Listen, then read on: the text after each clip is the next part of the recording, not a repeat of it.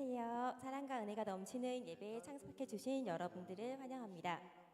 첫 번째 찬양인 주를 찾는 모든 자들이.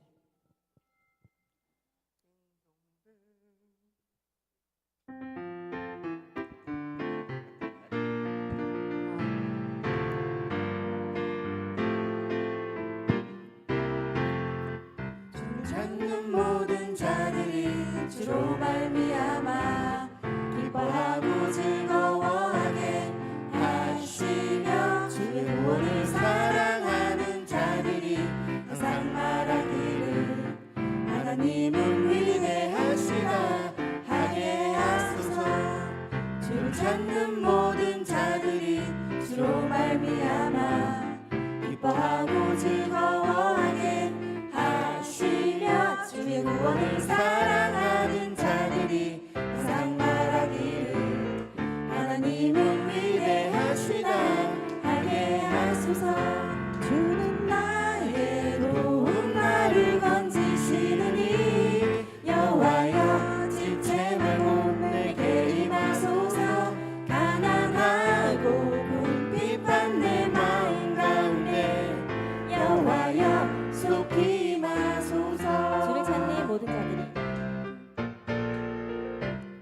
주를 찾는 모든 자들이 주로 말미암아 기뻐하고 즐거워하게 하시며 주의 구원을 사랑하는 자들이 항상 말하기를 하나님은 위대하시다 하게 하소서.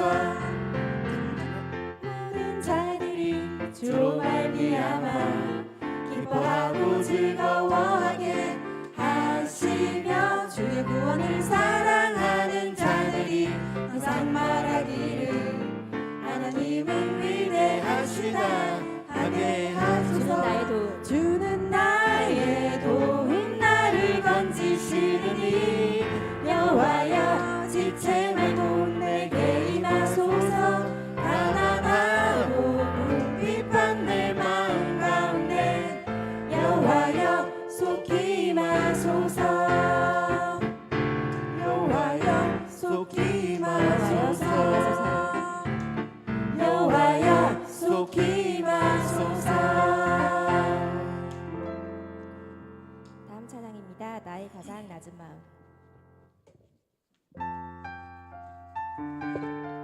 박수 치시면 찬양 부탁드리겠습니다.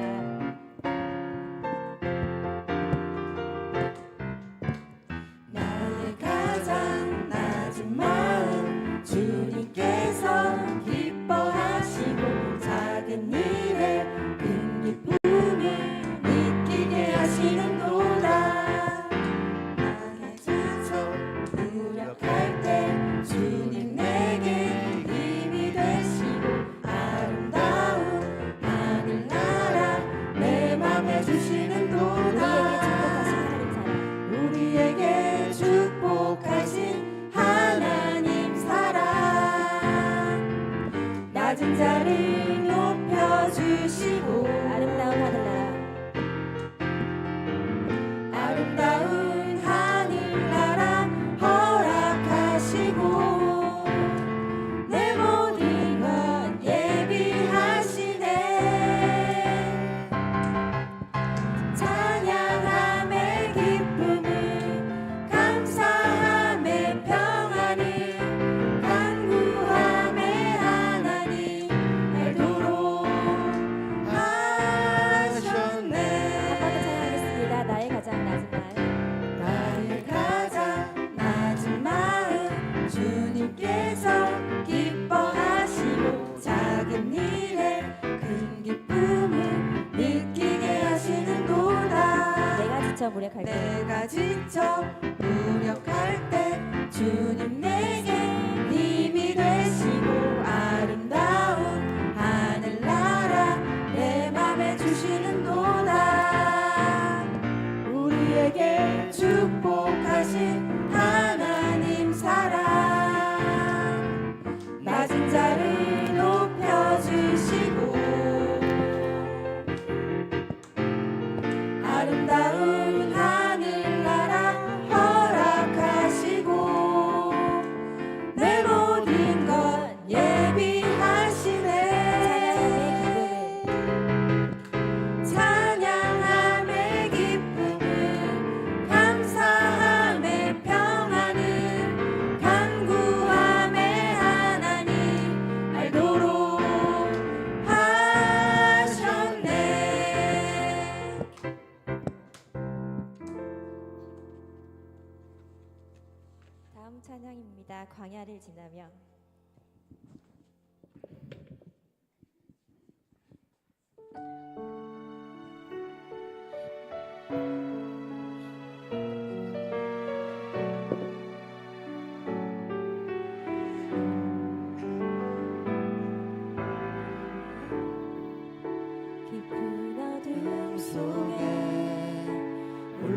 두시는지 어두운 밤은 왜 그리 길었는지 나를 고독하게 나를 고독하게 나를 낮아지게 세상 어디도 기댈 곳이 없게 하셨네.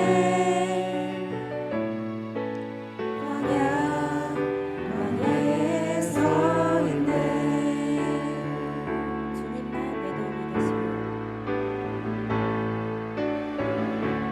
주님만 내 도움이 되시고 주님만 내 빛이 되시며 주님만 내 친구 되시는 광야. 주님 손 놓고는 단 하루도 살 수 없는 곳 광야. 광야에 서 왜 있네.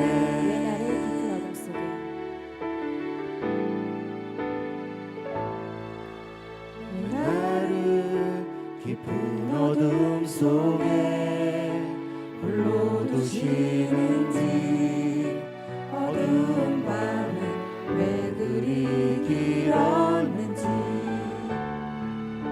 나를 고독하게 나를 낮아지게 세상 어디도 기댈 곳이 없게 하셨네.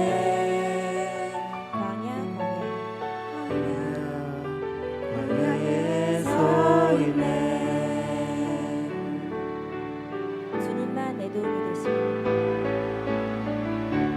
주님만 내 도움이 되시고 주님만 내 빛이 되시는 주님만 내 친구 되시는 광야. 주님 손 놓고는 단 하루도 살 수 없는 곳 광야. 광야. 주께서 나를 사용하시려 나를 더 정결케 하시려 나를 택하여 보내신 그곳 광야. 성령이 내 영을 다시 태어나게 하는 곳 광야. 광야에 서 있네. 내 자아가 산산이 깨지고 내 자아가 산산이 깨지고 높아지려 했던 내 꿈들도 주님 앞에 내려놓고 오직 주님 뜻만 이루어지기를 나를 통해 주님만 드러나시리.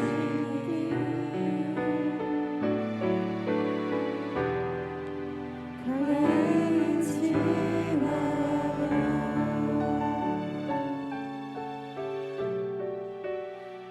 마지막 찬양입니다. 주님을 바라봅니다.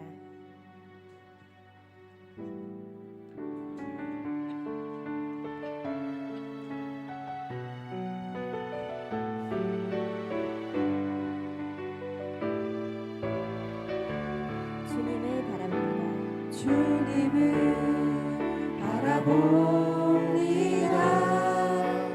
비록 지금은 넘어져도 주가 이곳에 여전히 계시기에 주를 바라봅니다. 주님을 바라봅니다. 비록 지금은 넘어져도 주가 이곳에 여전히 계시기에 주를 바라봅니다. 세상은 여전히 어둡고 우리 두 눈 가리워 한치 없으나 여전히 우리의 곁에서 우릴 감싸 안으시는 주님, 우리의 시선을 드리리. 주님을 바라봅니다. 비록 지금은 넘어져도 주가 이곳에 여전히 계시기에 주를 바라봅니다. 예배 준비하시겠습니다.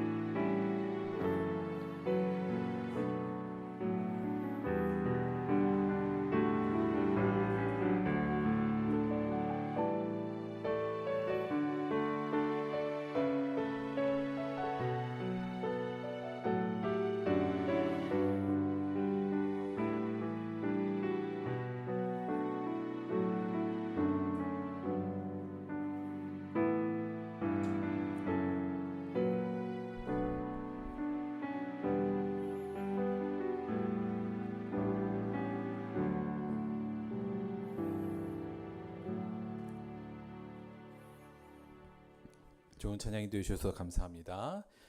묵상 지금부터 9월 20일 주일 예배 하나님께 드리겠습니다. 다 함께 묵상으로 기도하겠습니다.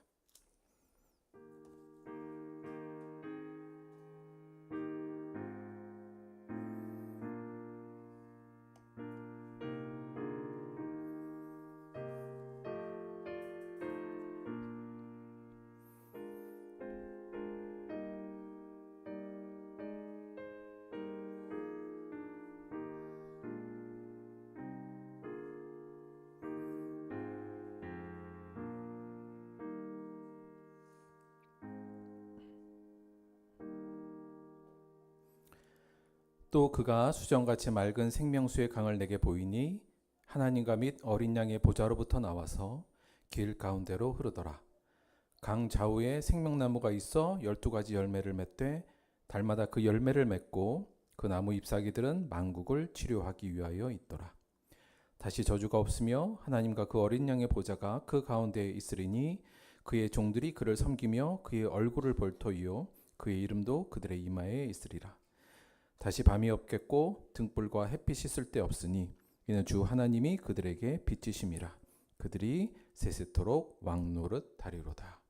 아멘. 사도신경으로 신앙 고백 드리겠습니다.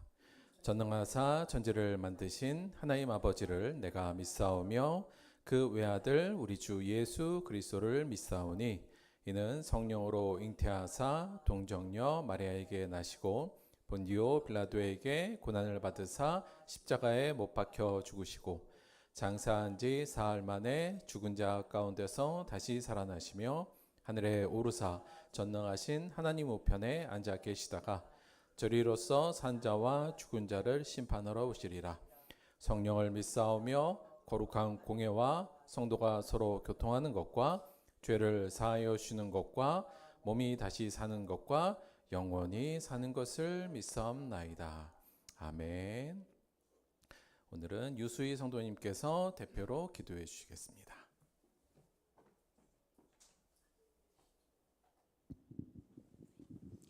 기도드리겠습니다. 온 세상 만물의 창조주이시며 우리의 주인 되신 하나님, 우리를 들벅교회 공동체로 부르셔서 함께 주님을 찬양하고 예배하게 하시니 너무나 감사드립니다. 우리 들벅교회 성도들이 서로 사랑하라는 주님의 말씀에 순종하여 더더욱 서로를 위해 돌보고 중보하는 믿음의 동역자로 성장케 하여 주시옵소서. 요즘 세상의 제약들이 너무나도 많습니다. 우리 주님의 자녀들은 죄에 넘어지지 않고 깨어 기도하게 하시어 분별하는 지혜를 더하여 주시옵소서. 지난주 목사님 말씀을 통해 우리가 부요에 대해서 다시 한번 돌아보게 하시니 감사합니다. 우리가 소유한 복은 세상의 어떤 권력과 명예와 돈과도 비교할 수 없는 참된 가치임을 고백합니다. 우리가 가진 복을 바라보게 하시고 삶에서 부요로 누리며 감사하며 참된 그리스도인으로 살아가게 하여 주시옵소서. 이 시간 주님의 말씀을 듣는 시간입니다. 방해하는 악한 세력은 떠나가고 온전히 주님의 말씀만 경청하여 또 한 주간 우리가 각자 처한 삶 속에서 말씀에 의지하고 행하는 믿음이 되게 하여 주시옵소서. 이 시간 주님만 홀로 영광 받아 주시오며 이 모든 말씀 예수 그리스도의 이름으로 기도드렸습니다.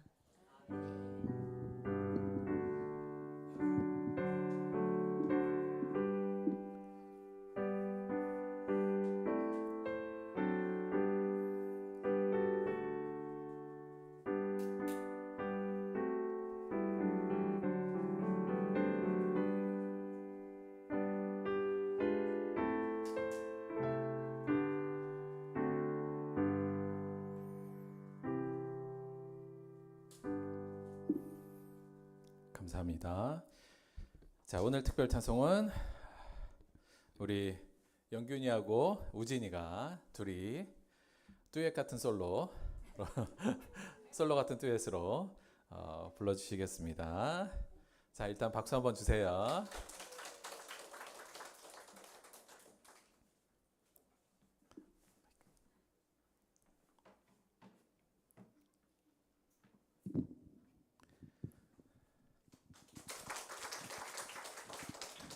오늘 제목은 십자가의 길 순교자의 삶. 함께 은혜 나누시기 바랍니다.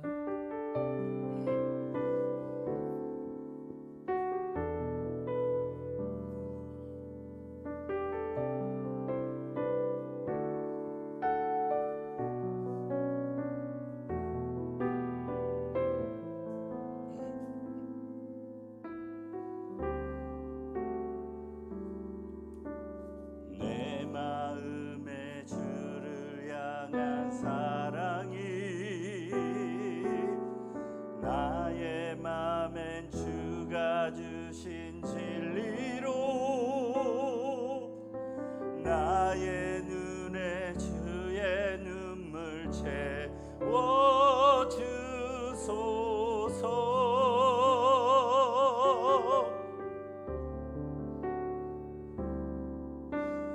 내 입술에 찬양의 향기가 두 손에는 주를 닮은 섬김이 나의 삶에 주의 흔적 남게 하소서. 하나님의 사랑이 영원히 함께하리. 십자가의 삶을 사는 이에게 십자가의 길을 걷는 자에게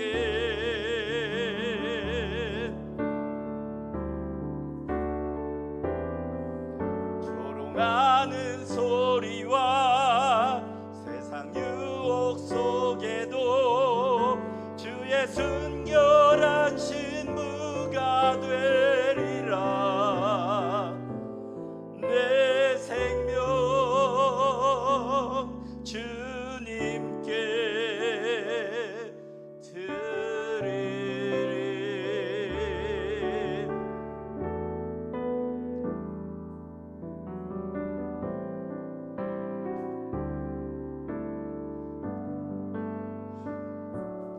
향한 사랑이 나의 말엔 주가 주신 진리로 나의 눈에 주의 눈물 채워 주소서.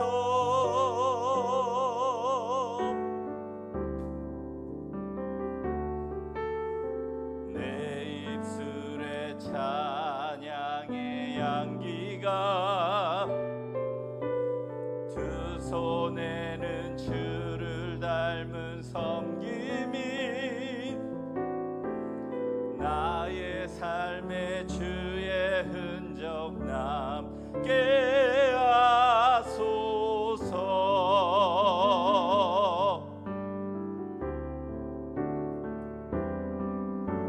하나님의 사랑이 영원히 함께하리. 십자가의 길을 걷는 자에게 순교자의 삶을 사는 이에게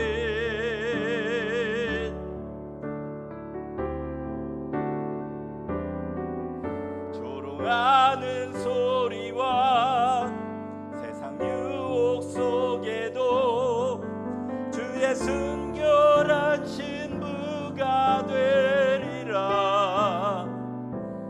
내 생명 주님께 드리리.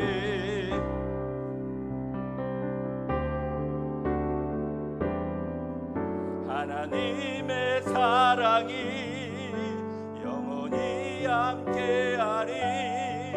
십자가의 길을 걷는 자에게 순교자의 삶을 사는 이에게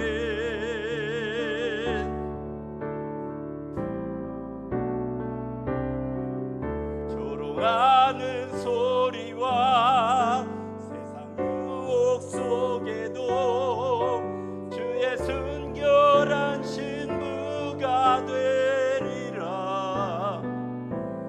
내 생명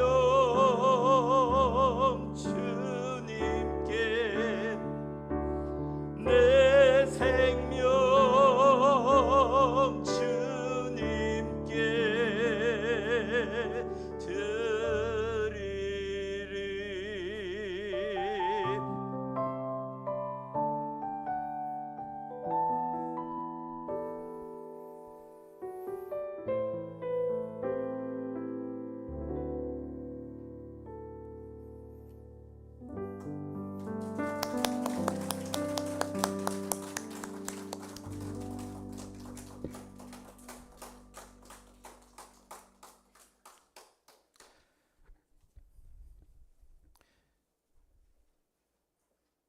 그 우진이가 그 평생 이렇게 사람들 여기 작은 무대잖아요. 이게 작은 무대지만 무대 앞에 서서 사람들한테 주목받는 무대 앞에 서는 게 없었던지라 영균이가 이제 그런 경험도 한번 주고자 계속 데리고 나오는 걸로 알고 있어요.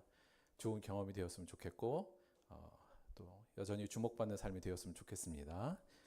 수고하셨어요. 감사합니다. 찬양이 너무 좋네요. 자, 오늘 말씀 보도록 하겠습니다. 오늘 말씀은 디모데후서 4장 1절하고 2절 두 절의 말씀입니다.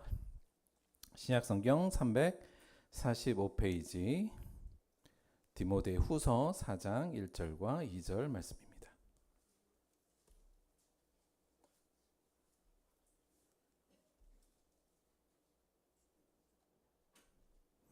신약성경 345페이지 디모데후서 4장 1절, 2절 두 절의 말씀 우리 한 목소리로 함께 봉독하도록 하겠습니다. 시작.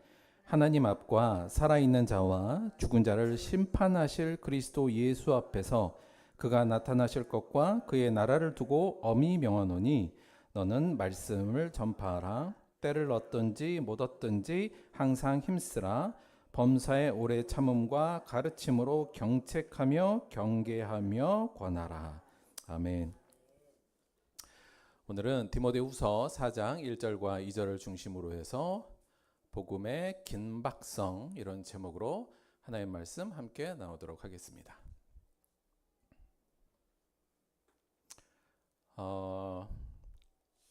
2004년에 나온 영화예요. 투모로우라는 영화입니다. 원래 원제는 The Day After Tomorrow, 내일 모레인데 우리나라에서는 그냥 투모로우, 내일로 번역돼서 나왔어요. 이 영화는 그냥 사실 내용은 굉장히 간단합니다. 그러니까 내용이 뭐냐면 어떤 한 기상학자가 남극에서 뭐 이렇게 연구를 하는데 빙하가 갈라지는 일이 벌어져요. 그래서 이게 다시 말하면 이제 지구 온난화 때문에 남극에 빙하가 녹고 있는 거를 이제 알합니다. 그래서 이 사람이 많이 연구를 해서 이게 큰일 났다는 걸 알아요. 기후 위기가 크게 문제가 될 것 같다는 생각이 들어서 이 사람이 연구 자료를 가지고 유엔에 가서 이제 보고를 합니다. 이렇게 해서 남극하고 지구 온난화 때문에 남극과 북극의 빙하가 녹으면 그 빙하가 난류를 막아서 지구가 빙하가 올 수 있다, 이런 얘기를 하는 거예요. 그래서 이제 이 사람이 나름 굉장히 그 열을 토하면서 자신의 연구 근거를 가지고 막 경고를 하는데, 이 얘기를 듣고 있는 각국의 정상들의 반응은 어땠냐면, 그러면 대체 언제쯤 그런 위기가 온다는 겁니까? 이제 이렇게 묻겠죠. 그러니까 이제 기상학자가 이게 언제인지는 정확히 저도 모르는데 10년이 될 수 있고 20년이 될 수 있고 뭐 100년 후가 될 수 있지만 곧 올 수도 있습니다. 이제 막 이렇게 경고를 하는 거예요. 그럼에도 불구하고 세계의 정상들은 이거에 관심을 가질까요, 안 가질까요? 예, 별로 안 갖습니다. 그냥 한마디로 이렇게 얘기해요. 지금 언제 올지도 모르는 것 같고 선동하지 말아라. 지금 중요한 건 기후가 아니라 경제다. 이제 이러면서 이 얘기를 이제 묵살합니다. 이제 그리고 나서 얼마 후에 전 세계의 기상 이상, 뭐 폭우부터 우박 이런 게 떨어지면서 결국 이 기상학자가 예언한 대로 전국에 이제 그러니까 이제 북쪽 위로는 다 빙하가 와요. 그래서 이 포스터처럼 뉴욕이 다 얼어버리는 현상이 나타납니다. 이게 이제 이 영화의 이제 기본적인 내용이에요. 이 내용의 플롯이 어떻게 진행되냐면, 그러니까 구성이 처음에는 이제 긴박한 상황이 발생하지 않습니까? 이제 지구 온난화로 해서 징조가 발생을 해요. 그러면 이제 그거를 아는 사람, 대부분 사람들은 모르죠. 이 위기를 모르는데 이것을 안 지혜롭고 슬기로운 사람이 이거에 대해서 경고를 합니다. 큰일 났다. 우리 빨리 대비해야 된다. 그런데 이렇게 된 후에 그렇지만 대부분 사람들이 어떻게 해요? 이걸 무시하죠. 이 경고를 무시하고 결국 그 재난을 겪게 된다. 뭐 이런 플롯이에요. 근본적으로. 그러니까 이제 이게 일반적으로는 재난 영화의 기본적인 플롯이기도 한데요. 이 영화에서 보자면 이 네 가지의 플롯 중에 가장 중요한 플롯은 뭘까요? 그러면 이 영화의 목적 자체가 뭘까요? 물론 이건 상업 영화이긴 합니다만 결국은 기후 위기라는, 지구 온난화라는 이 위기에 대해서 일정의 고발을 하려고 만든 영화잖아요. 그런 의미에서 보자면 이 플롯 중에서의 가장 중요한 어떤 내용과 구성의 핵심은 뭐냐면 이 경고 부분입니다. 사실 이 영화 자체도 이걸 경고하기 위한 거죠. 지구 온난화가 위험하다, 얼마 남지 않았다, 이걸 경고하는 거예요. 그래서 이런 영화, 이런 플롯의 영화의 핵심은 사실 이 경고하는 내용, 이 경고 부분이 핵심이라고 볼 수 있습니다. 결국은 그래서 이제 투모로우, 이 내일 어떻게 될지 모른다는 이 경고에 귀를 기울이라는 게 이거의 핵심이죠. 사실 그래서 왼쪽에 보면 이 포스터에 보면 깨어 있어라 그날이 다가온다. 되게 성경적이지 않습니까? 깨어 있어라 그날이 다가온다. 투모로우, 그게 내일일지도 몰라. 내일 모레일지도 몰라. 이제 이 메시지를 던져주는 게 이 영화의 어떤 하나의 이제 존재 목적인데, 결국 이 경고라는 내용이 제일 중요한 영화에서는 기능이라고 볼 수 있을 것 같습니다. 그런데 재미있는 게 사실 성경이 요 구성하고 거의 비슷해요. 자, 보죠. 성경이 어떤 식으로 구성되어 있냐면 맨 처음에 창세기는 인류의 시작을 이야기하고요. 맨 마지막에 계시록은 인류의 끝, 하나님의 심판을 얘기하고 있지 않습니까? 그러니까 큰 구성으로 보자면 시작과 끝을 규정해 놓고 이제 이 구성이 되어 있는데, 이 성경이 크게 세 가지로 구분되어서 또 구성이 돼요. 근데 이 구성이 어떤 식으로 반복되냐면, 첫째, 일단 시작이 되고 새로운 하나님이 인류를 시작하게 되고 그 인류가 하나님의 말씀에 불순종합니다. 우리가 알다시피 아담과 하와의 불순종부터 이어져서 사람들이 하나님의 뜻과 상관없이 자기들의 어떤 이익, 그 다음에 사람들을 압제하고 폭력이 남발한 세계를 만들죠. 그래서 결국 하나님께서 그들에게 경고를 내립니다. 그런데 그 경고를 사람들이 결국은 듣지 않고 무시하고 결국 어떻게 돼요? 홍수 심판으로 하나님께서 심판을 하시죠. 여기 이제 첫 번째, 요 플롯의 첫 번째 반복, 첫 번째 시작. 두 번째는 그래서 하나님께서 새로운 시작을 하십니다. 그게 누구냐면 이스라엘의 민족을 세우셔서 새롭게 이스라엘이라는 하나님의 나라의 백성을 새로 만들어서 시작을 하죠. 그리고 그들을 우리가 알다시피 그들에게 율법을 줘서 하나님과의 관계 안에서 들여놓습니다. 그런데 어떻게 돼요? 이스라엘 민족도 하나님의 말씀에 불순종하기 시작하죠. 그리고 세상 것을 추구하고 이방 신을 섬기고 이런 불순종을 하죠. 그러면 하나님께서 또 어떻게 하셔요? 경고하십니다. 경고하시는데 이스라엘 민족들이 들었나요? 안 됐습니다. 결국 무시하고 결국 어떤 일이 벌어져요? 이스라엘의 심판, 바벨론으로부터 멸망하는 심판이 이루어집니다. 이게 또 하나의 반복. 자, 그리고 하나님께서 또 새롭게 시작하시죠. 뭘 시작하시냐면 그 다음에 예수님을 통한 복음의 시대가 새롭게 시작됩니다. 자, 이 복음의 시대에 예수님을 통해서 새롭게 시작되는 교회의 시대, 복음의 시대, 성령의 시대라고도 볼 수 있어요. 우리가 포함되는 시대죠. 이 시대에도 사실은 하나님께서 이 복음의 새로운 시대를 여시고 말씀을 주셨지만 사람들이 많이 불순종합니다. 자, 그리고 나서 결국은 신약 성경은 물론 이 불순종하고 있는 상태도 그렇습니다만 결국은 뭘 하는 게 신약 성경의 내용이냐면 경고하는 내용이에요. 신약 성경은 뭘 경고해요? 새롭게 시작된 예수님을 통한 이 복음 시대에 마찬가지예요. 하나님의 뜻을 섬기고 살아야 함을 경고합니다. 그렇지 않을 경우에 어떻게 된다는 경고가 끊임없이 일어나죠. 이제 그 후에 우리가 이 경고를 수용할 것이냐 아니면 무시할 것이냐가 우리에게 던져진 과제이고 신약 성경이 우리에게 묻는 질문입니다. 자, 봐봐. 얘들아, 구약에 봐봐. 2번의 반복된 역사를 보면 다 무시한 애들 어떻게 돼서 이렇게 된 거 너희들 봤지? 자, 이제 마지막이야. 이렇게 된 거예요. 우리한테 하나님 예수님의 말씀을 통해서 너희들 이 경고를 수용할래 무시할래? 그리고 수용하는 자는 어떻게 돼요? 마지막 심판 때 하나님의 영광의 상속자가 되고 그를 무시한 사람은 영원한 형벌에 처해질 거라는 것이 성경의 마지막으로 이어지는 부분의 핵심입니다. 그러니까 우리는 지금 어느 시대에 살고 있느냐? 이 복음의 시대에 살고 있고요. 그 중에서도 오늘 우리에게는 이 경고가 신약 성경이 우리에게 큰 경고로 다가오는 거죠. 너희들 이렇게 살면 안 된다. 혹은 이렇게 살아야 된다라고 우리에게 얘기해 주면서 너희들 하나님의 뜻대로 살지 않고 너희 뜻대로 살다 보면 앞의 이야기처럼 이렇게 돼. 그러니 이 경고를 수용하고 대비하여 심판을 대비해라. 이 내용이 신약 성경의 주된 내용이라는 겁니다. 그러니까 플롯이 이 구성이 아까 봤던 어떤 불순종의 상황, 그 다음에 그거에 대한 경고, 그거에 대한 무시, 그거에 대한 심판, 이 플롯이 성경 전체를 만들고 있는 하나의 구성이라고 볼 수 있는 거죠. 자, 성경이 구성이 이렇게 됐다는 건 다시 말하면 여기서도 핵심적인 구성의 내용은 뭐란 얘기예요? 자, 시작, 불순종, 경고, 무시, 심판 중에 뭐가 제일 여기서도 핵심적인 사항일까요? 경고입니다. 경고. 즉 신약 성경도 결국 그러니까 성경 전체의 플롯 중에 가장 중요한 내용이 바로 이 경고예요. 그러니까 성경이 우리에게 존재하는 이유 혹은 성경이 가장 크게 목소리 높여서 외치는 말이 바로 이 경고의 목소리입니다. 그게 바로 성경의 이 구성의 특징에서 오는 특징, 성경이 말하는 이 경고의 목소리를 듣는 게 오늘날 성경이 존재하는 가장 중요한 이유죠. 자, 예전에 이 경고는 누가 했죠? 첫 번째 시대에 있던 이 경고의 대상이 경고를 한 사람이 누구였냐면 노아였습니다. 두 번째는 누구였어요? 이스라엘 시대 때는 선지자들이 얘기했죠. 야, 너희들 그렇게 살면 안 돼. 너희들 하나님 뜻대로 그렇게 하지 않고 그렇게 살면 안 되라는 걸 끊임없이 경고했고요. 오늘날 복음의 시대 때는 예수님과 그의 제자들의 말씀을 통해서 오늘날 우리에게 경고하고 있는 거죠. 그래서 이 경고의 내용이 성경의 구성에 보면 이 경고가 핵심이라고 볼 수 있고, 즉 노아의 경고, 선지자들의 경고, 예수와 제자들의 그 경고의 내용을 제대로 듣느냐 안 듣느냐가 이 성경을 대하는 우리들에게 있어서 가장 중요한 문제라는 겁니다. 자, 이 구성의 특징 때문에, 그렇기 때문에 근본적으로 이 성경의 구성이 갖고 있는 특징 때문에 근본적으로 우리의 복음에는 긴박성이라는 게 있어요. 자, 그러니까 이럴 수밖에 없어요. 그러니까 우리가 아까 봤던 투모로우한 영화를 보면 영화 보는 내내 무슨 마음이 드냐면 우리 안에 약간 긴박함이 들어오게 됩니다. 그 영화 자체가. 왜냐하면 그 경고의 내용이 그 안에 중심이기 때문에 그래요. 성경도 이 경고의 내용이 중심이라 성경 자체가 말하는 이 복음에도 긴박성이라는 게 있어요.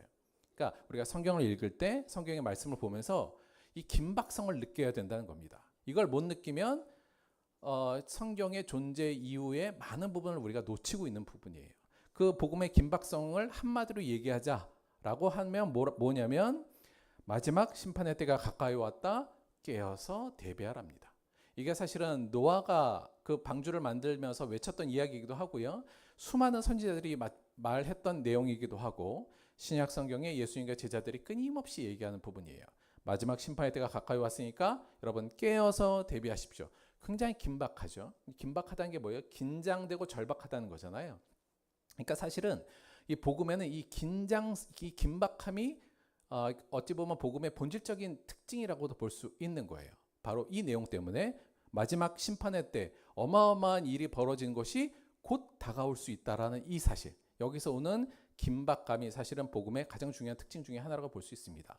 이 복음이 긴박성이 있다면 따라서 우리의 신앙 안에도 당연히 긴박성이 있어야 돼요. 이 복음을 받아들이고 살잖아요, 우리는. 따라서 우리의 신앙도 이 성경의 구성으로부터 쭉 우리가 성경을 제대로 보고 그 복음의 긴박성을 우리가 제대로 발견한다면 우리의 신앙도 굉장히 긴박성이 좀 있어야 돼요. 그러니까 신앙하는 사람들은 근본적으로 긴장감과 약간 절박함이 있을 수밖에 없다는 거죠. 그게 없다면 그것이 문제가 된다는 얘기입니다. 자, 성경이 이 복음의 긴박성에 대해서 얼마나 잘 얘기하는지, 자주 얘기하는지에 대해서 신약 성경 안에서만 조금 더 살펴보도록 할게요. 이 복음의 긴박성. 일단 세례 요한과 예수님의 첫 선포가 뭐였어요? 세례 요한은 예수님의 사역을 대비하는 마지막 선지자. 예수님은 우리에게 오신 그리스도. 그분이 첫 번째 선포한 내용이 이거였어요. 회개하라, 천국이 가까웠느니라죠. 이게 선포의 첫 번째, 두 분 다 첫 번째 내용입니다. 이 내용이 다른 말로 하면 뭐예요? 마지막 때가 가까웠으니 깨어서 대비하랍니다. 이 얘기가 곧 그 얘기죠. 그래서 예수님의 첫 선포 자체가 우리에게 긴박성을 주는 선포였어요. 야, 회개해. 얼마 안 남았어. 하나님 때가 곧 오는데 그때 대비하지 않으면 큰일 난다. 곧 그 날이 올 수 있어. 그러니까 대비해. 이 긴박성을 준 게 예수님의 복음의 첫 선포의 내용이었고요. 사실은 우리가 예수님이 하시는 그 산상수훈의 맨 마지막도 이 긴박성을 불러일으킵니다. 이렇게 돼 있죠. 나더러 주여 주여 하는 자마다 다 천국에 들어갈 것이 아니요 다만 하늘에 계신 내 아버지 뜻대로 행하는 자라야 들어가리라. 그 나라에 많은 사람들이 나더러 주여 주여 하지만 내가 그들의 목소리를 듣지 않고 그들에게 어떻게 얘기해요? 불법을 행하는 자들아 내게서 떠나가라라고 얘기할 것이다 라는 게 맨 마지막 산상수훈의 얘기입니다. 즉 마지막 심판의 이야기를 가져오시면서 우리에게 복음의 긴박성을 전해 주시죠. 야, 이때가 얼마 안 남았어. 너희들 이때 나한테 이 소리 들으면 큰일 나겠지. 긴장해. 요게 예수님의 말씀의 맨 마지막에 강조된 부분이고요. 사실은 예수님의 이 심판과 연관된 긴장하라는 말씀이 사실 굉장히 많이 나옵니다. 대표적으로만 보자면 여러 가지 비유가 있습니다만 우리가 잘 아는 양과 염소의 비유. 맨 마지막 내 하나님께서 양과 염소를 분리하시고 이렇게 하시죠. 그리고는 양과 염소에게 뭐라 그러냐면 그들은 영벌에 의인들은 영생에 들어가리라. 너희들이 내 말을 잘 순종하고 가장 작은 자를 예수로 바라보고 섬겼던 자들은 영생에 들어가고 그렇지 못했던 자들은 영벌에 들어간다. 이렇게 이제 규정하고 심판을 말씀하시고요. 우리가 잘 아는 달란트 비유에서 달란트를 그냥 묻어두고 하나님의 말씀에 불순종했던 사람들은 이 무익한 종을 바깥 어두운 데로 내쫓으라. 거기서 슬피 울며 이를 갈리라. 이렇게 우리에게 긴장감과 긴박감을 주시죠. 우리가 잘 아는 부자와 나사로의 비유에서도 부자는 결국은 혼자 가지고 있는 것을 연락하면서 나사로를 돌보지 않은 것으로 인하여 지옥에 들어가서 거기서 끝없이 목타는 갈증으로 고통받고 있는 모습을 우리에게 보여줍니다. 예수님의 말씀 중에 뭐 다른 것도 많습니다만 즉 예수님의 말씀에 굉장히 대부분의 말씀의 중심이 저 심판 쪽으로 가 있고요. 그걸 통해서 우리에게 뭘 자꾸 주시냐면 긴박감을 주세요. 그게 예수님의 말씀의 굉장히 중요한 특징이기도 했습니다. 특히나 이 복음의 긴박성이라는 것은 이 예측 불가능한 그 심판의 날 때문에 그래요. 그러니까 그 날이 언제인지 모르는 거예요. 그러니까 이렇게 정하셨어요. 아예 그 날이 언제인지를 모르게 정하신 거죠. 우리가 잘 아는 것 같이 주의하여 깨어 있으라 그때가 언제인지 알지 못함이니라. 베드로후서 3장 10절에도 때 이르시되 때와 시기는 아버지께서 자기의 권해 주셨으니 너희가 알 바 아니다예요. 자, 어마어마한 어떤 인생의 어떤 결정이 나는 것, 소위 말하면 영생에 들어갈 것이냐 영벌에 들어갈 것이냐라는 엄청난 심판이 있는데 그 심판이 언제 올지 몰라요. 내일이 올지도 모르고 모레 올지도 모르는 이 상황 얼마나 긴박합니까? 그렇죠? 그러니까 이 긴박성이 사실은 복음 안에는 굉장히 서려져 있어요. 근데 만약에 우리가 이 긴박성을 못 느끼고 있다면 그럼 복음을 제대로 못 느끼고 있다라고도 볼 수 있는 거죠. 그래서 제대로 복음을 보고 듣고 있는 사람에는 한 구석에 늘 이 긴박감이 있어야 됩니다. 이 긴박감이 없으면 어떻게 될까요? 그거에 대해서 예수님께서 몇 가지 중요한 경고를 하셨죠. 이 긴박감이 없는 거에 대해서 우리가 제일 잘 아는 것 중에 하나 요 열처녀의 비유요. 우리가 요 내용 잘 아시잖아요. 예수님께서 하신 비유 열처녀가 있는데 미련한 5처녀와 슬기로운 5처녀. 슬기로운 5처녀는 기름과 등을 잘 준비해서 신랑이 올 때까지 잘 기다리고 있는데 미련한 처녀는 이 긴박감과 긴장감이 떨어져서 뭐예요? 잡니다. 졸고 자요. 결국은 신랑이 왔을 때 준비했던 처녀들은 신랑의 혼인잔치에 참석하고 준비하지 못하고 맹 놓고 있었다가 기름을 준비하지 못한 처녀들은 결국은 문 밖에서 쫓겨나게 된다는 예수님의 얘기. 즉 복음의 긴박성을 잃어버리고 졸고 뭐 이것도 좀 비유적인 얘기입니다만 혹은 세상에 걸쳐 사는 사람들은 이러한 모습을 가질 것이다. 긴박성을 가져라는 내용이 이 열처녀의 비유의 중심적인 내용이기도 하고요. 직접적으로 말씀하신 부분은 이 부분입니다. 마태복음 24장 39절 이하 노아의 때와 같이 인자의 임함도 그러하리라. 홍수전에 노아가 방주에 들어갔던 날까지 사람들이 먹고 마시고 장가들고 시집가고 있으면서 홍수가 나서 그들을 다 멸하기까지 깨닫지 못하였으니 인자의 임함도 이와 같으니라. 첫 번째 경고를 무시했던 사람들의 이야기를 예로 드시죠. 이러므로 너희도 준비하고 있으라. 생각지 않은 때에 인자가 오리라. 충성되고 지혜 있는 종이 되어 주인에게 그 집 사람들을 맡아 때를 따라 양식을 나눠줄 자가 누구냐? 주인이 올 때 그 종이 이렇게 하는 것을 보면 그 종이 복이 있으리로다. 내가 진실로 너에게 이르노니 주인이 그의 모든 소유를 그에게 맡기니라.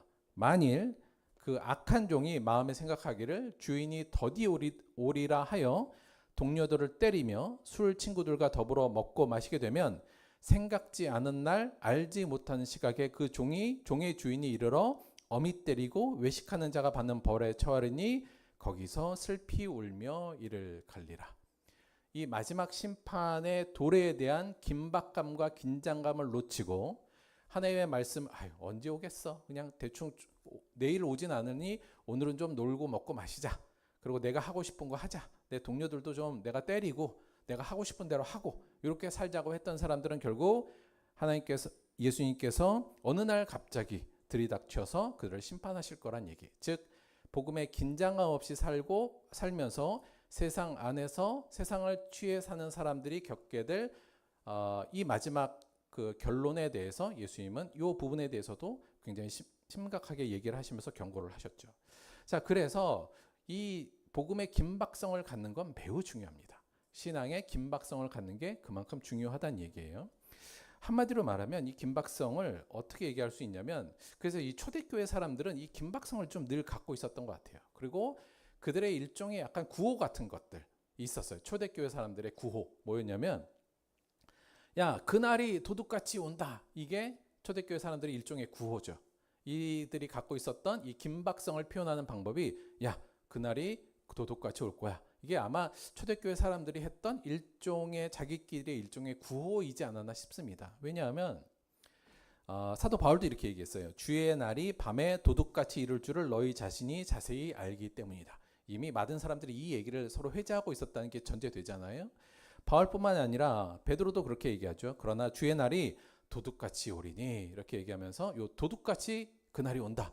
요 내용은 거의 아마 초대교회 많은 사람들의 일종의 신앙적 구호였지 않았나 싶습니다. 요한계시록에서 요한도 이렇게 얘기하죠. 보라, 내가 도둑같이 오리니 누구든지 깨어 자기 옷을 지켜 벌거벗고 다니지 아니하며 자기의 부끄러움을 보이지 않는 자는 복이 있도다. 즉 예수님께서 도둑같이 어느 날 갑자기 임할 것이라는 이 긴박감을 가지고 살았던 초대교회 사람들은 그 안에서 신앙을 지키고 살았고요. 그렇지 못했던 사람들, 언제 오겠어? 온다 그러면 안 오네. 이러면서 그 긴박감을 놓치고 있던 사람들은 예수님을 결국 떠나는 일이 초대교회에도 빈번히 일어났죠. 그래서 이 초대교회도 이 긴박감을 유지하는 것, 그것을 갖는 것을 굉장히 중요하게 생각했고, 그래서 그날이 도둑같이 온다. 아마 이제 그리스도인들이 모였으면 늘 자기들끼리 서로 나누었던 이야기가 아닌가, 일종의 하나의 구호, 캐치프레이 같은 것이 아니었나, 그렇게 생각하고 있습니다. 그만큼 우리가 그날에 대한 긴박감을 갖는 건 매우 중요하다고 볼 수 있습니다. 지난주까지 우리가 사도 바울의 부유함에 대한 이야기를 쭉 했어요. 그러니까 사도 바울은 우리가 생각하는 부유한 것은 아무것도 없었는데, 소위 말하면 물질적 부유도 없었고 사회적 지위나 뭐 주변에 뭐 좋은 사람들, 가족 관계 뭐 이런 거 아무것도 없었는, 우리가 소위 말하는 부유함을 느낄 만한 세상적인 요소는 아무것도 없었으나 그는 늘 부유할 수 있었다. 만족하고 감사하고 올 수 있었다. 왜냐하면 그 근거를 저희가 크게 과거, 현재, 미래 이렇게 해서 세 가지로 봤어요. 한마디로 정의하면 그의 부유의 근거는 자기가 예수 그리스도를 통해서 새롭게 태어났다는 그 은혜를 기억할 때, 그리고 자기가 수많은 사람을 살리는 이 놀라운 죄인의 영혼을 살리는 삶을 살고 있는 것, 근본적으로는 천국에서의 영원한 삶, 하나님께서 우리에게 약속하신 그 천국에서의 영원한 삶을 바라보면서 이걸 근거로 해서 비록 이 땅에서는 아무것도 가진 게 없었지만 부유하다 이렇게 느꼈다는 말씀을 드렸죠. 그러면서 우리도 이 부유를 쫓아가야 된다. 세상에서 잠깐 동안 부유나 만족을 느낄 수 있는 그런 물질이나 지위나 명예 이런 거 쫓지 말고 정말 영적인 이 자산을 가지고 부유함을 느껴야 된다는 말씀을 좀 드렸어요. 근데 이 사도 바울이 이 부유함을 자기의 잘 표현한 부분, 그러니까 사도 바울이 자기가 너무 부유한 거를 잘 표현한 부분이 있는데 우리가 잘 아는 이 부분입니다. 나는 선한 싸움을 싸우고 날려에 달려갈 길을 마치고 믿음을 지켰으니 이제 후로는 나를 위하여 의의 면류관이 예비되었으므로 주곧 의로우신 재판장이 그날에 내게 주실 것이며 내게만 아니라 주의 나타나심을 사모하는 모든 자에게도니라. 나 이제 할 거 다 했거든. 이걸 이제 죽을 때가 얼마 안 남았다는 걸 알고 내가 정말 선한 싸움을 싸우고 믿음을 지키고 달려와서 이제 나를 위해서 의의 면류관을 이제 난 곧 받을 거야. 그것으로 오는 이 부유감이 지금 가득하지 않습니까? 그러니까 사도 바울이 이 부유감이 굉장히 가득한, 굉장히 자신 있어 하는 본문인데 이런 생각이 드는 거예요. 그러니까 우리도 이 정도의 영적 자산은 있는데 우리는 왜 이렇게 부유하지 못할까? 이 부분이 저희들의 고민이라고 말씀을 드렸잖아요. 근데 사도 바울의 그 부유함의 이 고백의 바로 앞에 그가 이 부유함을 정말 느낄 수 있는 또 하나의 장치가 있다는 걸, 또 하나의 어떤 그 요소가 있다는 걸 좀 발견합니다. 그게 오늘 저희가 읽은 본문의 말씀이에요. 자, 오늘 4장 7절 8절이잖아요. 요건. 근데 오늘 4장 1, 2절에 사도 바울이 이렇게 얘기합니다. 하나님 앞과 살아있는 자와 죽은 자를 심판하실 그리스도 예수 앞에서 그가 나타나실 것과 그의 나라를 두고 엄히 명하노니, 즉 전제를 어떻게 깔았냐면 온 세상의 창조주이신 하나님 이름을 걸고요. 그 하나님께서 이제 모든 산자와 죽은 자, 지금 살아있는 자와 죽은 자, 여태까지 태어났던 모든 영혼들을 심판할 권리를 누구에게 주셨어요? 예수님에게 위임해 줬잖아요. 그래서 그 주권자 하나님과 살아있는 자와 죽은 자를 심판하실 그리스도 앞에서 그가 나타나실 거가 뭐예요? 그가 다시 이 땅에 재림하시고 다시 오시는 것, 그 마지막 날, 그날에 예수님께서 이 날에 나타나실 것과 그날에 보여줄 그 나라를 두고 명한다예요. 이게 지금 뭐예요? 그러면서 뭐라 그러냐면 너는 말씀을 전파하라. 때를 얻든지 못 얻든지 항상 힘쓰라. 범사에 오래 참음과 가르침으로 경책하며 경계하며 권하라. 그것을 기준으로 예수님이 이 땅에 오셔서 심판하실 것을 내가 기초로 해서 너한테 명하니까 때를 얻든지 못 얻든지 뭘 하라고요? 말씀을 전파하고 사람들이 그 말씀을 지킬 수 있도록 때로는 그들을 혼내기도 하고 혹은 때로는 그들에게 용기를 주면서 그들을 이끌고 가라. 그런데 그 내용을 우리가 이 복음을 전파하고 사람들을 살리는 이 일을 어떻게 하라고요? 때를 얻든지 때를 못 얻든지 여건이 좋든지 여건이 나쁘든지 그런 거와 상관없이 이 일을 계속해라라는 게 지금 사도 바울이 디모데에게 하는 권고잖아요. 자, 이 얘기 안에 사도 바울이 뭘 느낄 수 있어요? 그의 신앙의 긴박성을 느낄 수 있습니다. 긴박성. 지금 긴박한 거예요. 사도 바울은 늘 긴박해요. 왜요? 곧 예수님께서 오실 건데 오셔서 산자와 죽은 자를 다 심판하실 거잖아요. 그걸 알고 있어요.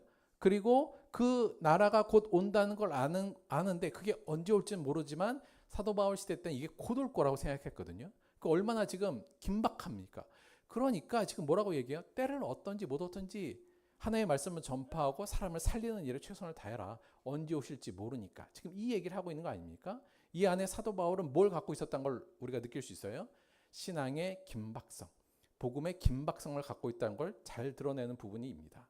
자, 이게 중요해요. 뭐냐면 이 복음의 긴박성을 갖는다는 건 그 자체로도 여러 가지 의미가 있습니다만 더 중요한 것 중에 하나는 뭐냐면 이 긴박성이 있어야 우리가 부유할 수 있습니다. 자, 무슨 얘기냐면 자, 부유의 비결이 뭐냐면요. 부유의 비결.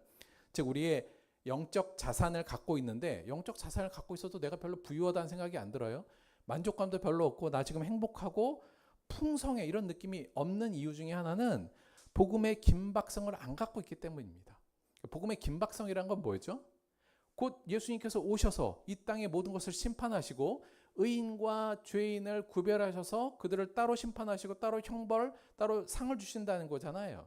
그에 대한 긴박성이죠. 그러니까 이 긴박성을 갖고 있을 때야만 내가 갖고 있는 영적 자산이 얼마나 대단한지가 우리한테 확 드러나지 않습니까? 다시 말해서 주님의 심판이 곧 온다는 이 복음의 긴박성을 유지하고 있었기 때문에 내가 갖고 있는 영적 자산, 그 긴박한 위기 상황에서도 나를 보증해 줄 수 있는 이 영적 자산이 얼마나 크게 느껴지겠습니까? 근데 만약에 이 긴박성이 없어요. 주의 심판이 온다는 것도 기억하지도 못하고 그에 대한 별로 긴장감이 없으면 내 영적 자산은 사실 이 땅에서는 크게 소용이 없는 겁니다. 이게 무슨 의미가 있어요, 그렇죠? 내가 내 스스로가 나는 구원받았어, 난 하나님의 자녀야가 이 세상을 살아가면 이 땅에서는 무슨 10원을 벌어다 주는 고백이 아니지 않습니까?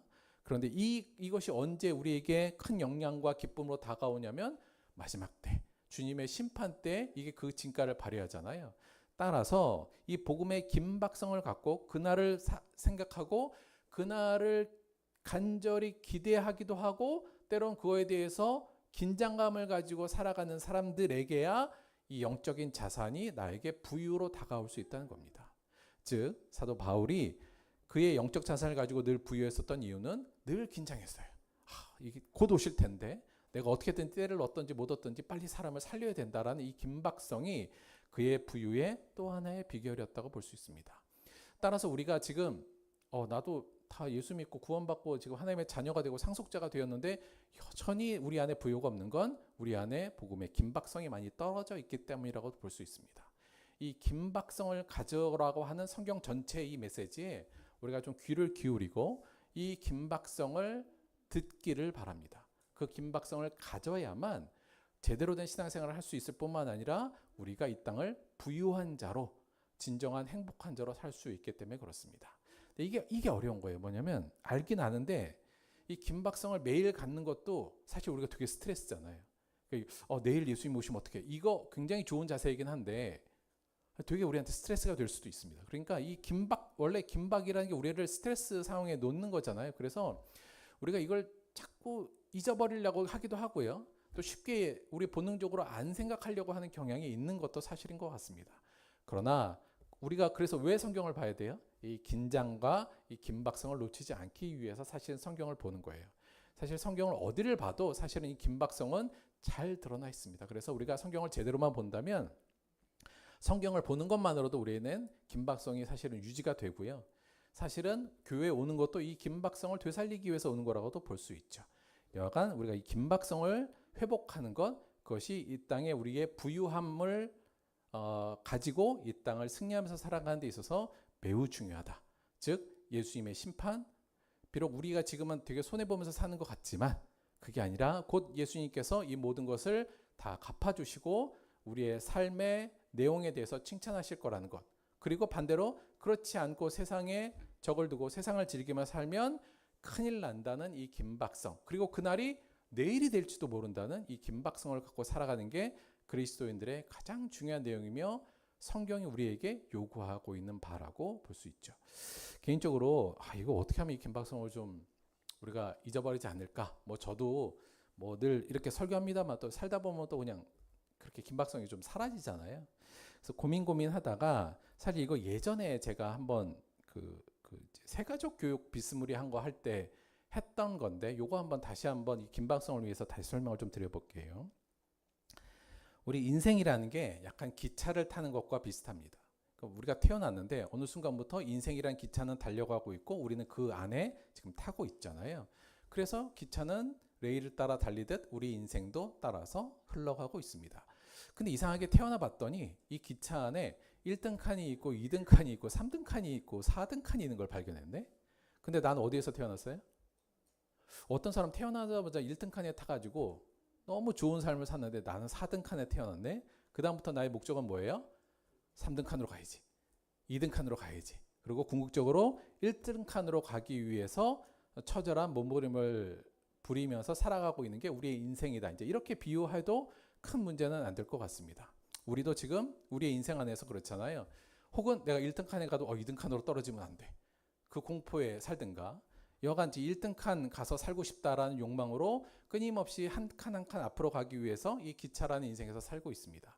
자, 그런데 성경은 우리한테 뭐라고 얘기해요? 얘들아 정신 차려요. 정신 차려. 잘 봐야 돼. 이렇게 하면서 뭘 하냐면 야, 이 기차 끝이 어딘지를 봐야 돼를 우리에게 얘기해 주는 게 성경이죠. 제가 이걸 그때 한 10년 전인가 하여튼 포토샵으로 제가 이렇게 그렸는데 무섭죠? 자, 이게 그러니까 결국은 우리 인생이란 기차는 결국 어디로 가요? 끝이 절벽입니다. 이게 성경이 우리한테 얘기하는 바예요. 끝이 뭐예요? 죽음이고 심판이에요.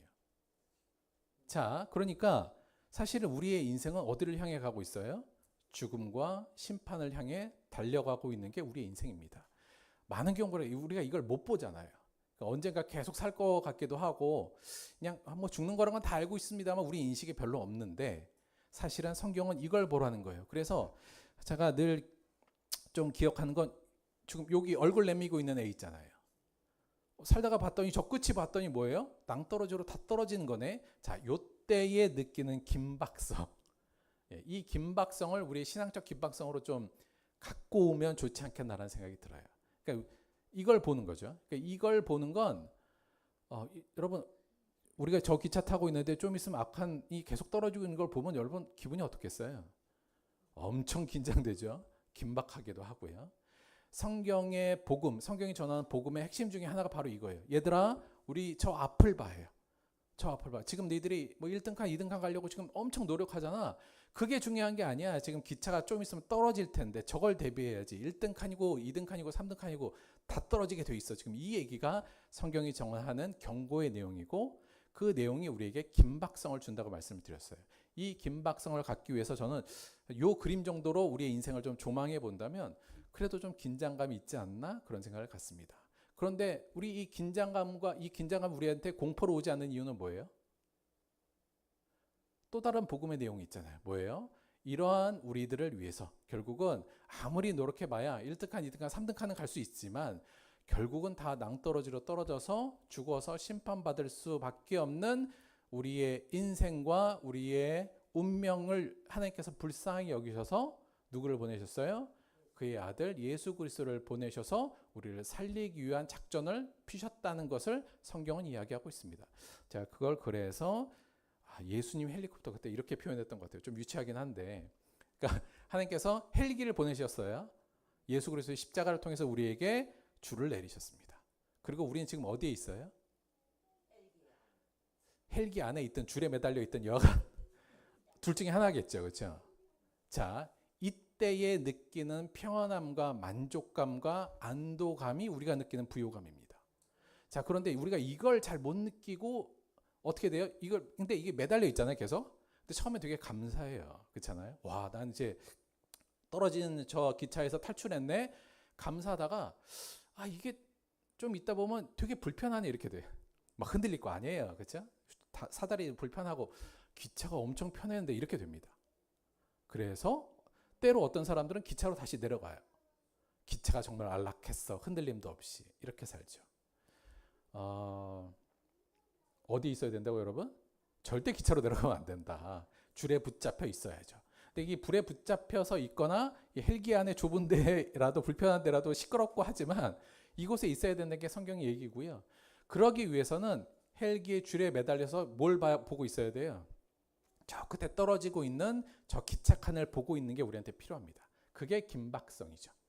그거 없으면 우리가 내가 왜 여기 매달려 있어? 예전에는 편하고 있었는데 이렇게 잘못 오해해서 밑으로 다시 기차로 내려가는 우를 범할 수 있습니다. 따라서 어떻게 하시라고요?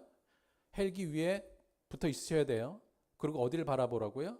기차를 바라보면 여러분 기차에서 편하게 있는 사람들 보면 때로 내려가고 싶기도 해요. 그 사람들 보지 마시고 기차의 맨 끝을 보십시오. 그 기차가 떨어지는 운명을 잊지 않고 그 기차가 갖는 죽음과 심판의 내용을 바라본다면 우리가 때로 이 줄에 매달려 있으면서 좀 불편하다 할지라도 매일 감사와 평화가 우리에게 일어날 겁니다. 따라서 그러기 위해서 우리에게 이 긴박성을 갖는 건 늘 제일 중요한 신앙적 과제이기도 하고 우리의 숙제이기도 한 겁니다. 우리 사랑하는 성도 여러분도 요 그림 저렇게 좀 이렇게 여기는 아니죠. 우리가 이제 헬기에서 보는 거니까 저 앞에 떨어지고 있네. 요걸 조금 기억하신다면 우리의 긴박성을 유지하는 데 도움이 될 거라는 생각을 갖습니다. 성경 맨 마지막 요한계시록의 22장 20절, 21절까지 있어요. 그러니까 맨 마지막은 그냥 인사고 20절이 사실은 맨 마지막 말이라고 할 수 있습니다. 성경이 전하는 맨 마지막 말. 그 말이 이렇게 되어 있습니다. 이것들을 증언하신 이가 이르시되 내가 진실로 속히 오리라 하시거늘 아멘 주 예수여 오시옵소서. 이렇게 되고 성경은 막을 내리게 됩니다. 맨 마지막에 예수님께서 하시는 이 말씀 뭐예요? 내가 진실로 속히 오리라. 뭐예요? 긴장감을 갖고 마지막 날에 있는 그날을 긴장감을 갖고 바라보고 대비해, 이 얘기죠. 그때 좀 이따 오세요, 이게 아니라 뭐예요? 아멘 주 예수여 오시옵소서. 그 날을 긴장감을 가지고 바라보고 대비했던 자만이 내놓을 수 있는 대답이죠. 주여 빨리 오시옵소서. 곧 오시옵소서. 아마 저는 요 두 구절이 초대교회 사람들의 아마 예배 시간에 이걸 서로 낭독하지 않았을까? 저는 개인적으로 그런 생각을 좀 갖습니다. 초대교회 사람들은 끊임없이 그들이 그 어려운, 지금 우리가 예수 믿는 상황은 너무 편한 거잖아요. 이건 뭐 사실 너무 편한 상황인데 그 당시 예수 믿는 것 자체가 너무 어렵고 힘들고 내 삶을 바꿔야 되는 그 상황 속에서 그리스도인들은 거기서 버틸 수 있었던 건 뭐예요? 긴장감을 늦추지 않았습니다. 예수님께서 곧 오시고 그는 모든 것을 심판하실 것이고 우리의 삶을 갚아주실 것이라는 그 긴장감을 놓치지 않았죠. 그래서 이 말씀에 내가 진실로 속히 오리라 할 때 아멘 주 예수여 어서 오시옵소서. 이게 초대교회 사람들이 서로에게 위로로 서로 함께 나누었던 가장 핵심적인 말씀이었을 겁니다. 우리 사랑하는 들벗 성도 여러분, 들벗교회 우리 성도 여러분도 이 고백을 할 수 있어야 돼요. 그렇죠? 아멘 주 예수여 어서 오시옵소서. 그러기 위해서 뭐가 필요하다고요? 긴박성을 회복하는 것이 꼭 필요합니다. 사랑하는 성도 여러분, 예수님께서는 곧 오실 겁니다. 내일이 될 수도 있고 모레가 될 수도 있어요. 혹 내가 죽은 이후에 부활해서 그날에 갈 수도 있겠죠. 그러나 이 임박성을 가지고 긴박성을 가지고 그날을 대비하면서 오늘 내가 가지고 있는 영적 자산을 기뻐하며 오늘을 내일 예수님이 오신다 할지라도 부끄러움 없는 오늘을 내가 살아야겠다라는 마음으로 사는 것, 그것이 그리스도인의 삶이고 그리스도인의 특권이라고도 볼 수 있습니다. 사랑하는 들벗교회 성도 여러분 모두가 긴박성을 유지하면서 부유를 가지고 오늘을 멋지게 살아가는 그리스도인 되기를 주님의 이름으로 축원드립니다. 우리 말씀 생각하시면서 함께 잠시 동안 기도하도록 하겠습니다.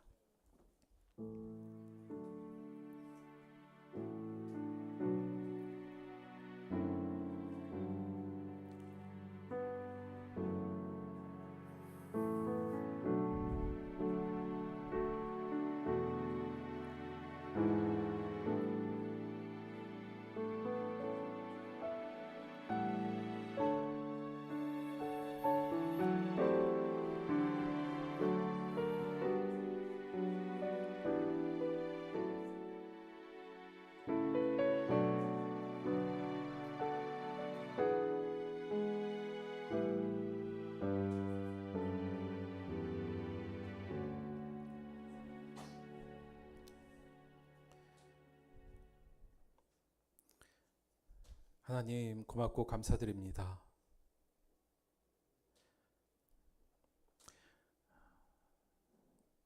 우리가 예수 안에 큰 영적 자산을 가지고도 여전히 우리를 긴장시키고 있는 것은 어떻게 하면 내가 1등칸으로 갈까? 혹 내가 3등칸으로 떨어지면 어떡하나라는 긴장감에 살고 있는 건 아닌지 되돌아봅니다. 하나님, 우리가 가져야 될 긴장감은, 그리고 긴박감은 그러한 것이 아님을 이 시간 깨닫게 하여 주옵소서. 하나님, 우리의 눈을 열어주셔서 우리가 지금 어디에 있는지를 알게 하시고 그날이 곧 온다는 그 사실을 기억하며 이 신실하게 하나님의 뜻을 지키는 자가 될 수 있도록 인도하여 주옵소서. 우리가 너무 연약하고 부족하여서 이 사실을 압니다만 곧 잊어버리고 이 긴박감 없이 세상의 긴박감 속에서 살아가고 있습니다. 우리의 눈을 열어주셔서 진정으로 중요하게 대비해야 될 것이 무엇인지를 알며 그날을 대비하며 사는 우리들이 될 수 있도록 인도하여 주옵소서. 내일 주께서 오신다 할지라도 후회 없는 오늘을 살 수 있는 긴장감을 가지고 오늘 하루를 그리스도인답게 살아갈 수 있는 우리가 될 수 있도록 인도하여 주옵소서. 감사드리며 예수님의 이름으로 기도드렸습니다. 아멘. 광고 말씀드리도록 하겠습니다. 자, 10월 대표자 기도는 이렇게 진행되도록 하겠습니다. 사실 저희가 요거는 뭐 이렇게 뒤에 써붙였어요. 잊어버리지 마시고 준비해 주시면 좋은데 저희가 요 전체적으로 함께 기도하기 시작한 게 22년 저희가 한 6월부터인가 이렇게 하기 시작했어요. 그 전에는 아시죠? 원래 코로나라 저희가 잘 예배 잘 못 드렸고 그때는 또 기도 대표 기도 이정수 목사님 저거 퐁당퐁당으로 계속 하다가 22년 6월부터인가 이제 전성도가 이제 돌아가면서 저희 대표 기도 하기로 그렇게 했었잖아요. 그래서 그렇게 했는데 그렇게 한 목적 중에 하나는 여러분께 부담을 주려다기보거나 또는 뭐 제가 하는 것도 힘들어요 나눠 하세요 그 의미라기보다는 기도하게 되면 아무래도 준비도 하게 되고요. 또 아무래도 이제 신앙적으로 성숙에 도움이 돼서 이제 하자. 그리고 모든 성도가 다 돌아가면서 하자. 사실 어린 아이들도 다 했으면 좋겠는데 아이들이 아직 준비가 안 돼서 못한 것뿐이지 다 돌아가면서 기도하자. 저희가 이제 그렇게 하고 하면서 이게 강제는 아니다 이렇게 말씀을 드렸죠. 그래서 지금도 못 하신다는 분들은 저희가 안 시키고 있고 그리고 너무 용기가 안 나요 그러면 써드리고 있잖아요. 그래서 이제 써서 하기도 해요. 그래서 써드리기도 하는 서비스 하고 있거든요. 그래서 너무 부담감은 갖지 마시되 뭐 그래도 뭐 내 날인데 못 왔어 물론 지켜야겠습니다만 저한테 전화하면 그냥 제가 하면 되니까 그런 걱정하지 마시되 잘 준비해서 내 타이밍에는 대표기도 우리 하자 이제 이렇게 얘기를 했어요. 근데 그때 그렇게 하면서 기도하는 거 너무 어렵다 그러셔갖고 그때 제가 가이드라인 하나 드렸던 거 있었어요. 그러니까 기도 이렇게 하시면 돼요 이렇게. 근데 새로 오신 분들도 좀 많아지고 해서 요거 잘 그때 얘기 못 들으신 분이 있을 것 같아서 잠깐 말씀을 드리면 제가 이거 이렇게 꼭 안 하셔도는 되는데 제가 약간 그때 매뉴얼 같이 이런 식으로 구성해 주시면 좋을 것 같아요. 이렇게 말씀을 드렸던 것 첫째는 성부 성장 성령 하나님께 일단 감사를 하자. 그러니까 감사와 그 감사에 따른 결단. 이게 첫 번째 항목이고요. 두 번째는 회개의 고백. 내가 뭘 잘못하고 있는지 혹은 내가 뭐 하나님 앞에 회개할 것들은 이 회개의 고백이 들어가야 된다는 말씀을 드렸고 그 다음에 우리가 지난주에 말씀을 요약해서 넣자 이렇게 말씀을 드렸어요. 이게 왜냐면 이게 제가 물론 설교 시간에도 복습을 하지만 지난주에 뭔 설교했는지 여러분 다 아무도 기억 못 하잖아요. 한 주만 지나도. 그러니까 우리가 저희 신앙이라는 게 원래 기억인데 기억을 못 하니까 지난주에 설교를 사실은 기도 때도 한번 반복하고 제가 설교 때도 한번 반복해서 조금 더 기억할 수 있도록 저희가 약간 그런 장치로 인해서 기도할 때 지난주 설교를 잘 요약해서 한번 얘기하자 이렇게 말씀을 드렸고요. 그 다음에 특별한 이슈에 대한 요청이나 오늘 예배에 대한 요청 및 각오 이제 이렇게 해서 크게 네 부분으로 나눠서 기도해 주시면 좋겠다. 그때 이렇게 설명을 드렸어요. 그래서 사실 새로 오신 분들은 이제 다음 텀에서 우리가 또 넣어서 갈 텐데 그때 이런 식으로 해서 그리고 첫째 문서로 기도문 작성한 다음에 보고하시는 거예요. 그냥 나오시면 안 돼요. 꼭 적어서 오셔야 된다는 거 말씀을 드렸고 가능한 한 모든 성도가 하는 것 그리고 강제성은 없으나 훈련의 의미로 생각해서 다 같이 참여하자. 이제 요 내용입니다. 그래서 지금도 이제 내가 기도 어떻게 해야 될지 너무 막막해 하시면 요 네 가지의 순서대로 잘 정리해서 뭐 짧아도 되고 뭐 길게 하지 마세요. 짧게 되도록이면 짧게 하시면 좋고요. 그래서 아마 A4지 한 반 좀 넘는 그 정도? 그 정도만 잘 준비하시면 됩니다. 근데 이게 준비하는 과정이 아무래도 은혜가 돼요. 그래서 조금 부담스러울 수는 있습니다만 요거 하자 이렇게 했으니까 여간 앞으로 이렇게 하고 사실 이것 때문에 지금 사실 논란은 많습니다. 왜 이렇게 자주 돌아오냐? 왜 저 사람은 안 하냐? 막 이런 몇 사람 더 들어와야지 내 순서가 뒤로 가는데 하여튼 별의별 얘기가 많습니다만 하여튼 이렇게 잘 준비해 주시고 아시죠? 흑기사도 쓰셔도 돼요. 오죽하면 제가 마지막 그 경품잔치에 기도 면제권을 줍니까? 워낙 다들 힘들어하셔서 경품으로 기도 면제권도 드리고 하는데 여하간 잘 준비해서 해보자. 이거 다시 한번 말씀을 드리고 요 순서 기억하셨다가 어려우면 요 순서로 기도해 주시면 좋겠습니다. 여하간 10월에는 정경호, 문영교, 유영준, 김효일 이렇게 대표기도 진행되도록 하겠습니다. 헌금을 위해서 기도하고 이게 또 요거 하나 또 오래되신 분이니까 또 하나 말씀드릴게요. 저희가 예배 마치는 걸 주기도문을 하잖아요. 원래 이제 보통은 이제 목사님들이 축도로 보통 끝내는 게 일반적이긴 해요. 근데 그리고 이제 보통은 목사가 아니고 전도사님이 하면 보통 주기도문으로 끝내. 왜냐하면 이제 목사만 축도권이 있다. 뭐 그래서 약간 그런 게 있긴 한데 저희가 왜 주기도문으로 끝내냐면 이게 저희가 초기에 주기도문을 한번 쭉 공부했었어요. 기억나시죠? 하셨던 분들은 그렇죠? 주기도문을 쭉 공부했는데 제가 축도보다는 이 주기도문이 훨씬 더 예배를 마무리하는데 훨씬 더 도움이 될 것 같고 좋은 내용이라서 저희는 주기도문으로 이제 예배를 마친다 이렇게 말씀을 좀 드렸어요. 그래서 특별한 날에만 제가 축도를 하고 좀 빨리 끝내야 될 때만 축도를 하고 보통 이 주기도문을 하는 거 그런 의미로 지금 하고 있다. 이것도 다시 한번 말씀을 좀 드렸습니다. 헌금을 위해서 기도하고 주기도문 합독함으로 예배 마치도록 하겠습니다.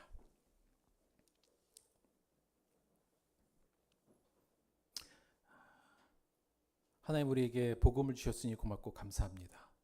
이 복음이 전하는 경고의 메시지를 놓치지 않는 자가 되게 하여 주옵소서. 복음의 긴박성을 우리 신앙의 긴박성으로 삼아서 오늘 우리가 무엇을 위해 살아야 되며 어떻게 살아야 되는지를 기억하는 자가 되게 하여 주옵소서. 넉놓고 있다가 심판받는 자가 되지 않게 하여 주옵소서. 아울러서 하늘 위에 구원의 헬기 위에서 내려오는 우를 범하지 않도록 인도하여 주옵소서. 우리에게 주신 이 영적 자산이 얼마나 큰지를 늘 기억하는 자가 될 수 있도록 역사하여 주옵소서. 우리에게 주신 이 큰 은혜 감사하여 하나님 앞에 헌신의 마음으로 헌금으로 나왔습니다. 예물 드린 손길마다 영적 자산의 놀라운 크기를 볼 수 있는 눈을 허락하여 주시고 예물이 쓰이는 모든 곳에 하나님의 구원의 마지막 심판의 날에서의 구원의 은혜가 전파될 수 있도록 역사하여 주옵소서. 감사드리며 예수님의 이름으로 기도드렸습니다. 아멘. 주기도문 합독하겠습니다. 하늘에 계신 우리 아버지여, 이름이 거룩히 여김을 받으시오며 나라가 임하시오며 뜻이 하늘에서 이루어진 것 같이 땅에서도 이루어지이다. 오늘 우리에게 일용할 양식을 주시옵고 우리가 우리에게 죄 지은 자를 사하여 준 것 같이 우리 죄를 사하여 주시옵고 우리를 시험에 들게 하지 마시옵고 다만 악에서 구하시옵소서. 나라와 권세와 영광이 아버지께 영원히 있사옵나이다. 아멘.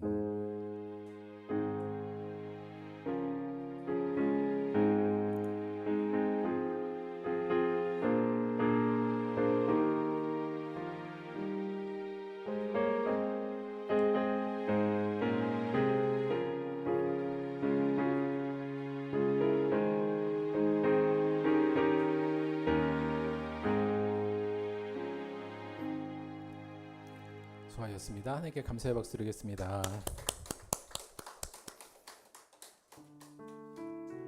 오늘 날씨가 엄청 좋아요. 이번 주 지나면 많이 추워진다니까 날씨 잘 만끽하시기 바랍니다.